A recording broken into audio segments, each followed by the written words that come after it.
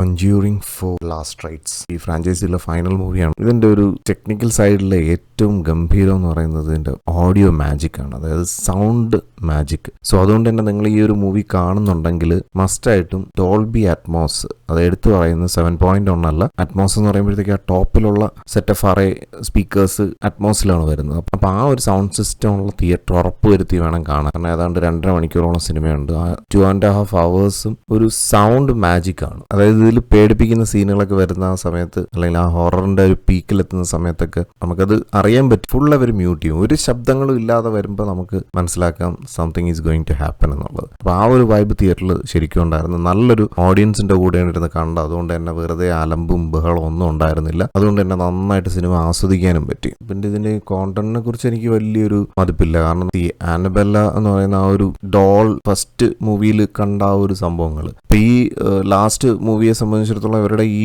ജേർണിയിൽ ഏറ്റവും toughest task എന്നുള്ള രീതിയിലാണ് ഇത് പ്രസന്റ് ചെയ്തിരിക്കുന്നത്. പക്ഷെ ഇതിനകത്ത് എനിക്ക് അങ്ങനെയുള്ളൊരു സംഭവം ഒന്നും ഫീൽ ചെയ്തില്ല. പൊതുവേ ഈ സിനിമയിൽ തന്നെ ഒരു ഡയലോഗായിട്ട് പറയുന്നുണ്ട്, ഫിയർ ജനറേറ്റ് ചെയ്യിപ്പിക്കുക, എന്നിട്ട് അതിൽ നിന്ന് നമ്മളെ സപ്പോർട്ട് ചെയ്യുന്ന ഒരു സ്പിരിച്വൽ സൈഡാണ് ഇവർ എല്ലാ സിനിമകളിലും ഡിസ്കസ് ചെയ്തു വരുന്നത്. ഇപ്പൊ ഇൻഡയറക്ട്ലി ഒരു റിലീജിയസ് ഫെയ്ത്ത് നമ്മളിൽ സ്ട്രോങ് ആക്കി എടുക്കുക എന്നുള്ളത് ഒരു ഹിഡൻ അജണ്ട ആയിട്ട് ഇതിന്റെ സൈഡിൽ കൂടെ പോകും. ലെറ്റ് ബി എനി റിലീജിയൻ, ഏത് റിലീജിയനിൽ വിശ്വസിക്കുന്ന ഒരാളാണെന്നുണ്ടെങ്കിലും ഇത്തരത്തിലുള്ള ഫിയേഴ്സിനെയൊക്കെ നമ്മൾ ഓവർകം ചെയ്യുന്ന കുറെയൊക്കെ ഒരു റിലീജിയന്റെ മുന്നിൽ നിർത്തിക്കൊണ്ടാണ്. അതായത് നമുക്കുള്ള ബിലീഫ്സിനെ മുന്നിൽ നിർത്തിക്കൊണ്ട് തന്നെയാണ് നമ്മൾ ഇത്തരത്തിലുള്ള നെഗറ്റീവ് ഫോഴ്സസിനെയൊക്കെ ഓവർകം ചെയ്യാൻ ശ്രമിക്കുന്നത്.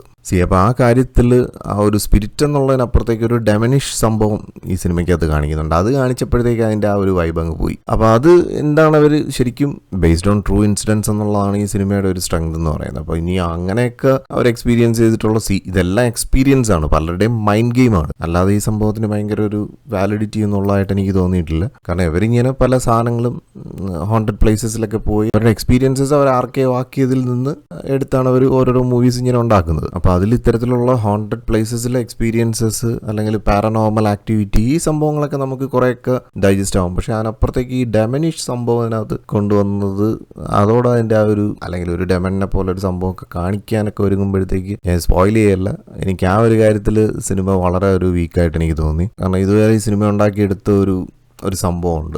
ആ ഒരു സംഭവം ഈ സിനിമയിൽ ഒരു കുറച്ചും കൂടെ എക്സാജറേറ്റ് ചെയ്യാൻ അവർ ശ്രമിച്ചതാണ്. പക്ഷെ സംഭവം അത് കയ്യിൽ നിന്ന് പോയാണൊക്കെയാണ് എനിക്ക് ഫീൽ ചെയ്തത്. ബാക്കി ടെക്നിക്കൽ സൈഡ് സിനിമാറ്റോഗ്രാഫി എന്നൊക്കെ പറയുന്നത് വളരെ ഒരു ഡള്ളാണ്. ഇതിന്റെ ഒരു കളർ ടോൺ എന്ന് പറയുന്നത് വളരെ ഒരു ഡൾ കളർ ടോൺ ആണ്. അപ്പോൾ അതുകൊണ്ട് ആ ഡൾനെസ്സിലാണ് ശരിക്കും ഒരു ഈ ഒരു ഹൊറർ ട്രീറ്റ്മെന്റ് കൊണ്ടുവരുന്നത്. പിന്നെ സ്റ്റോറി ടെല്ലിങ് നല്ല രസമുണ്ടായിരുന്നു. അതായത് 2 സ്ഥലങ്ങളിൽ നടക്കുന്ന സംഭവങ്ങൾ ഇങ്ങനെ പാരലായിട്ട് സ്റ്റോറി ടെൽ ചെയ്ത് പോവുകയാണ്. പിന്നെ ഇത് രണ്ടും അവസാനം കൊണ്ടുവന്ന് കണക്ട് ചെയ്യുന്ന രീതിയിലാണ് സിനിമ പോകുന്നത്. അതൊക്കെ നല്ല രസമുണ്ടായിരുന്നു. അപ്പോൾ എന്തായാലും സിനിമ ഞാൻ ഈ പറഞ്ഞ കണക്കൊരു not audio visual but audio treat ആണിത്. അതിന് മാത്രം ഒരു സൗണ്ട് എഫക്ട്സിൽ പണിയെടുത്തിട്ടുണ്ട്. അപ്പോൾ എന്തായാലും സിനിമ ഞാൻ വളരെ എൻജോയ് ചെയ്ത് തന്നെയാണ് കണ്ടത്. നല്ലൊരു തിയേറ്ററിലാണ്, നല്ല ഡോൾബി അറ്റ്മോസ് സൗണ്ട് ഞാൻ എടുത്ത് പറയുന്നത്. കാരണം ഈ ഒരു മൂവി എക്സ്പീരിയൻസ് ചെയ്യുന്നുണ്ടെങ്കിൽ മസ്റ്റായിട്ട് ഇതൊരു സൗണ്ട് ട്രീറ്റ്മെന്റ് ആണ്, സൗണ്ട് മാജിക് ആണ്. അപ്പോൾ ആ ഒരു സൗണ്ട് മാജിക് എക്സ്പീരിയൻസ് ചെയ്യണമെന്നുണ്ടെങ്കിൽ നല്ല അറ്റ്മോസ് ഉള്ള തിയേറ്ററിൽ തന്നെ ഈ സിനിമ കാണണം. അപ്പോൾ എന്തായാലും സിനിമ എനിക്ക് ആ കാര്യത്തിൽ സാറ്റിസ്ഫാക്ഷൻ തന്നു. അതുകൊണ്ട് തന്നെ ഞാൻ ഈ ഒരു മൂവിക്ക് ഔട്ട് ഓഫ് 10 8 റേറ്റ് ചെയ്യണം. അപ്പോൾ എന്തായാലും മറ്റൊരു സിനിമ വിശേഷമായിട്ട് നമുക്ക് വീണ്ടും കാണാം.